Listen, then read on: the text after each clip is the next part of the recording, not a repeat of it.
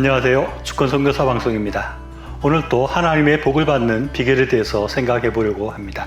지난번에 아브라함을 통해서 생각해 봤는데 오늘은 야곱을 통해서 하나님의 복을 받는 비결에 대해서 생각을 나누고자 합니다. 세상에서 부유하고 세상적으로 높은 자리에 오르고 성공한 사람들을 보면 다른 사람들을 압제하고 강포하고 남의 이익을 가로채는 간사하고 간교한 사람이 많은 것 같습니다. 그렇다면 과연 그렇게 간사하고 강포를 행하는 사람이 부유해지고 높아지는 것일까요? 쌍둥이 형제였던 에서와 야곱은 재산적으로도 많이 부유하고 또 사회적으로도 많은 사람들을 이끄는 족장이 되었기 때문에 성공했다고도 할 수 있을 것입니다. 야곱은 형 에서의 장자권을 간사하게 팥죽으로 가로채고 또 아버지 이삭을 속여서 그 장자권을 빼앗습니다. 그리고 에서는 동생 야곱을 죽이려고 했고 또 야곱이 고향으로 돌아올 때 그에게서 많은 재물을 갈취합니다.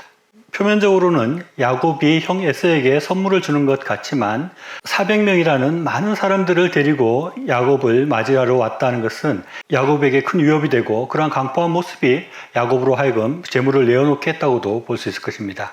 그러면 이렇게 강포하고 간사한 에서와 야곱이 큰 부를 축적하고 높아진 것을 볼 때 하나님께서 이렇게 간사하고 강포한 사람들을 높여주시고 큰 재물을 주시는 것일까요? 그것은 전혀 그렇지 않습니다. 하나님께서는 강포하고 간사한 사람들을 벌 주시고 멸하신다고 말씀하고 있습니다. 그렇다면 왜 야곱은 하나님의 복을 받았을까요?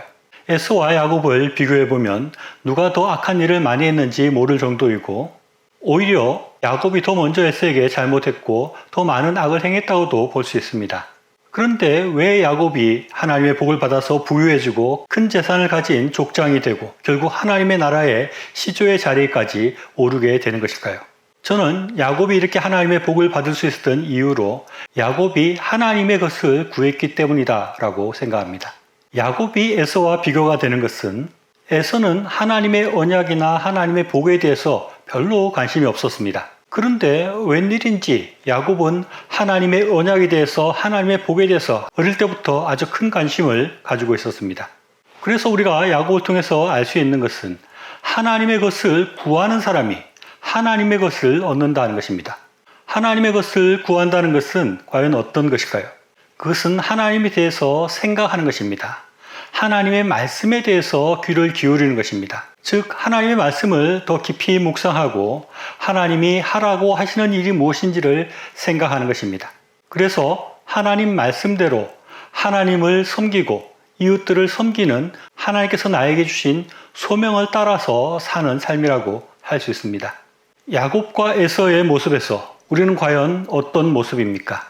혹시 하나님의 것에 대해서 생각하지 않고 당장 눈앞에 있는 이익들과 내가 좀 더 잘 사는 것에만 우리의 마음과 우리의 생각과 우리의 시선이 가 있는 것은 아닙니까?